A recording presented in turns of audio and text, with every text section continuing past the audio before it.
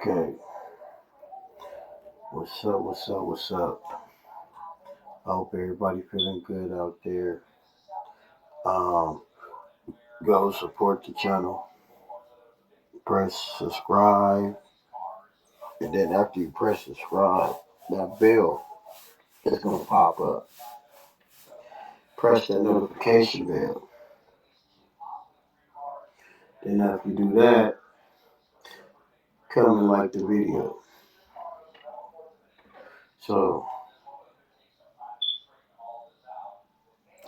I was gonna touch on the politics in the streets, but no. We got a bigger politics going on in this world, and I just want everybody to know about this. And yeah, this is going on. This is why taxes are so high in the U.S. right now. Um, for us to be one of the richest countries, you know, we still act like one of the brokest countries.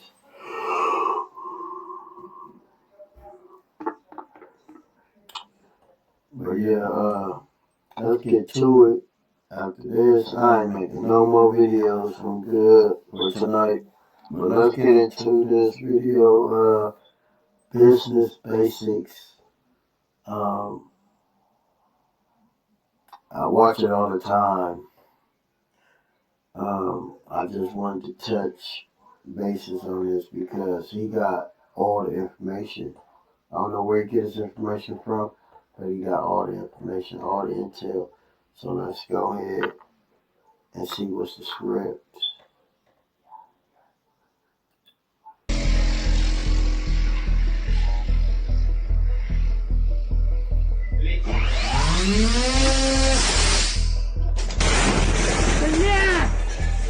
A highly respected Russian general has just said the unthinkable on live TV. Russia is losing this war, and it's all because the Russian army is corrupt. This kind of frank admission is unheard of. In Putin's Russia, sharing information that criticizes the military or blames him can carry a sentence of up to 15 years in a gulag. This is exactly why the comments from General Vladimir Putin, former head of the Russian ground forces, sent a shockwave not just through Russia, but all around the world. The statement that you're about to hear is clear. The general is laying the blame for the failed invasion squarely on the corruption and catastrophic failure of the FSB. You see, before the 2022 invasion, FSB ran covert pollings inside Ukraine, and they reported back to Putin exactly what Putin wanted to hear.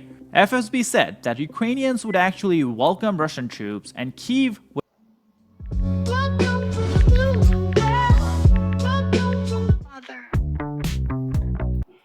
would fall in 3 to 5 days. This is exactly why Russian troops rolled into Ukraine without proper gear, and many units actually carried parade uniforms with them. Well, Putin is still waiting for that parade, and it's all because of the corrupt system that he built around him. Take a listen to what the general said. War, as the classics of Marxism-Leninism said, is the continuation of policy by other violent means. And that is indeed the case. Every war has its goals. In this special military operation, the Russian president set the goals of denazification and demilitarization. Any goals are achieved by solving a sequence of tasks: tactical, operational, strategic, which is what we tried to observe at the beginning of this operation. I am not going to criticize anyone, but honestly, in my opinion, Russia was once again unprepared for war, as it has been in previous years and centuries. Moreover, there was traditionally an underestimation of the enemy and an overestimation of our own forces. Произошла недооценка противника и переоценка своих войск. If you remember, on February 22nd, everyone started saying that the war would be over in 3 days, that we would make short work of them. The Tbilisi syndrome and the events of the 5-day war with Georgia probably played a role. But, unfortunately, that did not happen. I would give an unsatisfactory grade to Russia's entire intelligence community. In essence, the country's leadership was given false information that 70% of Ukraine's population was for us and 30% was against us. It turned out to be exactly the opposite. 30% were for us and 70% were against us. And we already know what this led to. Within the first few weeks, we learned a serious and harsh lesson. The former defense minister tried to get out of this situation gracefully, calling what was happening a gesture of goodwill. называя происходящее жестом доброй воли. This general's name is Vladimir Putin. He was a colonel general who was the head of the Russian ground forces in 2012. And as you guys just heard, he's very clear about the fact that he's not criticizing anyone in particular, especially Putin. Well, there's a reason why he made that so clear. Because in Russia, it's actually illegal to criticize the army. This was a law that Putin passed himself on March 5th, 2022, just 2 weeks after the invasion began. I think the timing tells us everything we need to know about how this invasion is going for Putin. Well, since he passed this law has been used to basically silence anyone and everyone. Just a few weeks ago, Russian forces arrested a teenage girl from St. Petersburg. She's just 18 and she publicly said that she does not support Russia's war in Ukraine. Well, according to Putin's forces, that was spreading false information about the war. And that's why she was jailed for months because of one comment. Personally speaking, I don't think I'm an expert on Russian law, but I don't see how saying your opinion is spreading false information. But nonetheless, stories like these tell us exactly why what this general is saying is such a big deal. So let's look at some context. You see, everyone knows that FSB messed up big time, but no one has publicly condemned them until now. You see, right after the 2014 Crimea annexation, Putin has been giving FSB billions of dollars just to spread misinformation in Ukraine. The goal of this operation was to convince the Ukrainian public that the West is the enemy and Ukrainians should really be friends with Russia. Well, right before Putin launched his invasion, he wanted to see how that investment is going. After all, he did spend billions of dollars out of his pocket. So he asked the FSB to run covert pollings and covert surveys inside Ukraine to figure out how the Ukrainian public will react if Russia starts the invasion. Well, you guys want to take a guess what that polling said? Because this all sounds like a great idea. Maybe we should do this in high school and colleges too. From now on, every student should grade their own test results and their own exams. I'm sure everyone would have an A if we start doing that. Well, that's exactly what happened in this situation. All these people that FSB was paying billions to spread misinformation, well, FSB used the same people to run a survey to figure out how the Ukrainian public feels about an invasion. And according to these Russian agents, they said that the Russian army would actually be welcomed inside Ukraine and the public will not fight for the Ukrainian government. In fact, FSB reported back to Putin saying 70% of public may actually join the Russian army in overthrowing the Ukrainian government. Well, this is where I want to remind everyone of the great Charlie Munger quote, "Show me the incentive, I'll show you the result." These people who FSB was paying so much money had no incentive to tell the truth. Because if they actually told the truth, Putin would cut off their funding and they would have no careers. This is exactly why they told the FSB what FSB told Putin. And that's why Putin truly believed that Kyiv would fall in 3 days. But well, when that didn't happen, it was a huge shock for the Kremlin and of course for Putin. In fact, we know that just weeks after the invasion failed, Putin actually arrested the head of the FSB who was responsible for the intelligence division. You've got a great idea for an app, and you can't believe that no one else has thought of it yet. You're sure this idea would sell like crazy. This was the guy who was responsible for spreading misinformation in Ukraine, and he was responsible for conducting these covert surveys that FSB reported back to Putin. That guy was put in house arrest, and on top of that, Russia opened many internal criminal investigations for embezzlement, fabrication of intelligence, and of course, deception of the Kremlin. The funniest part of all this is that this is the system that Putin built himself to protect his power base.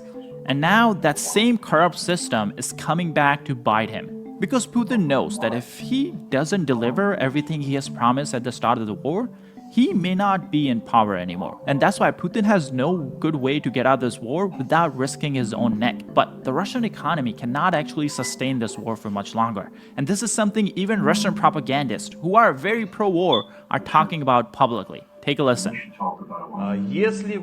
If in the near future, as I assume and what I was talking about, the special military operation is not stopped, that is, the proposal from Trump that was voiced and is now actively being discussed, if the hot phase of the special military operation is not stopped based on this proposal, the Russian budget, as I have said repeatedly, will most likely face huge difficulties. Consequently, these difficulties will fall upon our shoulders, yours and mine. Therefore, I sincerely hope that a ceasefire agreement will be concluded. First and foremost, the most important thing is that people will stop dying, including civilians. And secondly, this will give at least some kind of respite for the Russian budget because the state needs to fulfill its social obligations to pensioners, to low-income families, to large families, to young people, and so on and so forth. However, another question arises here. If the operation stops, we, the people, the citizens of the Russian Federation will automatically begin to analyze its results. And then, for the authorities, new problems, so to speak, will open up. That is, by solving the economic issue somewhat, by allowing the budget to breathe a little, the authorities will immediately, after a short period, face a social problem, which will be expressed in the fact that people will start asking questions. And the authorities understand this. How they will get out of this situation is difficult for me to say right now, but something tells me that the authorities will most likely follow the path of Now, of course, Putin is seeing all this, and on top of that, the Russian public is seeing all this, and they're seeing how the economy truly is performing since the invasion started. That's why Putin is trying to reinforce this idea that he's carrying out this war to protect the Russian public. He wants to make sure Russia is a safe place, and that's why he has to invade Ukraine. To push this narrative even more, recently he set up this big event where he was awarding medals to all the veterans of all the Russian wars. This included Russians who fought in World War II. And one of those veterans, who's really old, I guess, and he's not afraid of Putin anymore, he publicly says something that I'm sure Putin is not a fan of. Take a listen. We fought so that you, your children, grandchildren, and great-grandchildren would always have a clear, peaceful sky above your heads. Personally speaking, I think that was some great camera work. As soon as the guy says that he wants to make sure the Russian skies are peaceful, the camera shifts to Putin. Anyways, moving on, we have another general who has not stopped criticizing Putin ever since Putin failed in this invasion. That general is none other than Igor Girkin. This is the same general who helped Putin take over Donetsk and Luhansk back in 2014. But now, he's calling out Putin's failures. Here is his most recent interview that was published in a Russian media, so a Russian website, news website, that interviewed him while this guy is still in jail. Igor Girkin warns that Russia's recent tactical successes around Pokrovsk and elsewhere are likely to have little effect on the overall trajectory of the war in Ukraine. Unless, of course, Russia is willing to commit fully to the total defeat and dismemberment of Ukraine. By committing fully, he means a full mobilization. That's what this guy has been pushing for a long time. He warns that all our recent tactical successes on the front will ultimately lead to nothing, as they are not backed by corresponding strategic reserves. And these in turn cannot be created without the presence of strategic objectives to destroy the Ukrainian statehood. Search has changed. Introducing SEMrush. A strategic victory is firstly the complete defeat and liquidation of Ukrainian armed forces, secondly the abolition of Ukrainian statehood in its current form, And lastly, the creation of a situation in which the so-called Ukraine will be unable to threaten Russia at all. This problem can only be resolved by reuniting a significant portion of Ukraine with Russia. He argues that the forces at the front are insufficient to achieve Russia's maximalist objectives of taking a whole of Donbass, whole of Zaporizhia, and the whole of Kherson region. And even if these are achieved, Ukraine would simply retrain, rearm, and counterattack. He also goes on to say, while a defeat could result in Zelensky being removed or resign, Gherkin argues that he would simply be replaced by an even more Russophobic and Nazi leadership.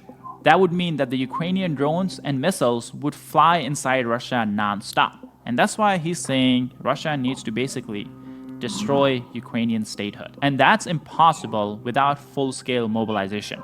But unfortunately, as Putin learned in September 2022, if he mobilizes the Russian public, they'll just turn on him. One of the problems with making videos like these, where we show a lot of drone strikes, even if no human or Russian soldiers are getting hurt in the video, YouTube usually demonetizes or restricts our videos. In fact, in the last week, we had 4 of our videos get demonetized. According to YouTube, showing drone strikes or even footage from the front lines is... Alright, so now, y'all can just go to his page and check out more. I will be doing more on Business Basics, y'all. In Business Basics, please do not strike me. Please. You know, I like your content, and I want to do more reactions to your content. So, please do not strike my channel. But, yeah, go to Business Basics, and y'all can check it out.